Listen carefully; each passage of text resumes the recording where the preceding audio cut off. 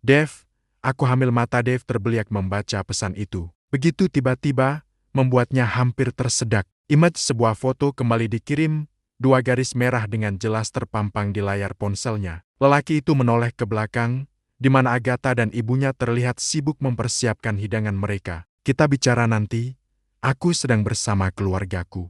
Dave membalas pesan itu, dan dengan cepat menyembunyikan kembali ponselnya di dalam saku celana. Sayang, ayo, makan. Panggil Agatha yang telah siap dengan hidangan di atas meja makan itu. Masakan kesukaanku, ucap Ethan yang lantas mengecup pipi sang nenek. Wanita tua itu menatap ke arah Dave, menantunya itu masih berdiri di teras rumah, tampak gelisah.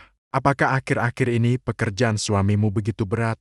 Tanya sang ibu kembali, membuat Agatha menoleh ke arah suaminya. Ya, ada banyak klien yang sulit untuk dibujuk, mungkin karena itu. Tapi, secara garis besar kondisi perusahaan kita baik-baik saja, Bu, jawab Agatha dengan senyum melengkung. Nenek tidak perlu cemas, aku bekerja sangat keras untuk perusahaan kita. Ayah, ayo kita makan, panggil Ethan. Dave duduk di kursinya, menatap Agatha untuk beberapa saat, pandangannya kini beralih kepada Ethan. Anak lelaki semata wayangnya itu terlihat begitu lahap mengunyah makanannya. Ethan, ada hal yang ingin ayah katakan padamu, ucap Dave membuat semua yang ada di meja makan itu menoleh ke arahnya. Soal apa, ayah? Sepertinya terlihat serius, jawab Ethan. Begini, ayah belum lama ini memiliki kenalan. Kenalan ayah itu punya seorang putri seumuran denganmu. Ayah baru saja mendapat kabar, kalau kenalan ayah itu meninggal dunia. Ayah merasa kasihan kepada putrinya. Ayah berniat untuk menjadikan dia menantu. Apa? Maksudmu, kau ingin Ethan menikahinya? Kata Agatha terkejut. Begitu pula dengan Ethan. Tapi, aku tidak mengenalnya, kan? Sahut Ethan yang berhenti mengunyah makanannya itu. Kau bisa bertemu dengannya lebih dulu, Ethan. Dia gadis yang cantik dan pantas untuk menikah denganmu. Kau sudah pantas untuk memiliki istri. Kurasa ibumu juga tak sabar untuk segera menimang cucu, kan? Betul begitu, sayang. Tapi apakah ini tidak terlalu terburu-buru? Ada baiknya untuk saling mengenal lebih jauh, kan? Tukas Agatha yang seakan tak setuju dengan keinginan Dave. Sayang, apakah kau tidak merasa kasihan padanya? Ayahnya baru saja tiada. Dia sendirian. Aku tak tega melihatnya. Dia gadis yang baik.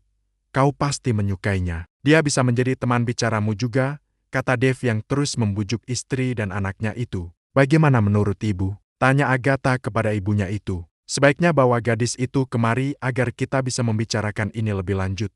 Setidaknya kau dan Ethan melihatnya lebih dulu, ucap wanita tua itu, dan kembali menyesap tehnya. Ibu benar. Jadi kapan kalian bisa menemuinya? Beritahu aku kalau kalian sudah siap untuk bertemu Katrine, tukas Dave dengan senyum tipis. Namanya Katrine, tanya Ethan. Dave mengangguk. Ya, hanya saja dia tidak melanjutkan kuliahnya dulu. Itu karena faktor ekonomi. Oh, begitu rupanya. Gumam Agatha lembut.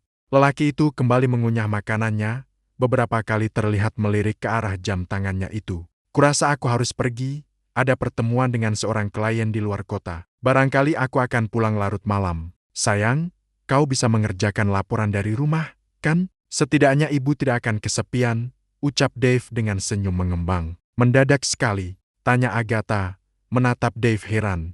Ya, klien itu baru saja menelepon. Aku tak bisa menolaknya. Kau tahu, kan, kita membutuhkan mereka. Ethan, siapkan saja berkas yang harus ayah tanda tangani dan letakkan di meja kerja ayah. Ayah harus berangkat sekarang. Dave berdiri diikuti oleh Agatha istrinya. Lelaki itu masuk ke dalam kamar, mengambil tas dan memasukkan sepotong baju ganti ke dalamnya. Akhir-akhir ini kau jarang di rumah, Dave. Kau sering lembur dan pergi keluar kota, protes Agatha sembari memasukkan barang-barang keperluan lelaki itu ke dalam tas. Aku benar-benar minta maaf, sayang. Kau sendiri tahu bagaimana pekerjaanku, kan? Kau juga melihat jika keuangan perusahaan terus meningkat. Itu karena aku berhasil mendapat banyak investor. Aku janji akan meluangkan waktu untukmu. Kita akan pergi ke suatu tempat dan menikmati waktu berdua. Kau setuju? Dave mengecup bibir istrinya, mengambil tas itu dan melangkah keluar. Aku juga harus ke kantor, Bu. Masih banyak pekerjaan yang belum selesai ku kerjakan kemarin. Nenek ingin makan apa? Bagaimana kalau nanti sore kita makan di luar? Tawar Ethan yang begitu menyayangi neneknya. Baiklah, lakukan yang kau sukai, Ethan. Wanita itu tersenyum lembut seraya mengusap punggung tangan cucunya. Nenek senang kalau kau akan segera menikah, ucapnya lagi. Ethan tertawa kecil, mengecup kening sang nenek dan membisikkan sesuatu ke telinga wanita tua itu, membuatnya tersenyum kecil. Ini bekalmu, makanlah tepat waktu. Agatha menyodorkan kotak bekal itu kepada Ethan, membuat Ethan tertawa geli. Sampai kapan aku harus membawa bekal? Terkadang aku harus makan di luar bersama klien.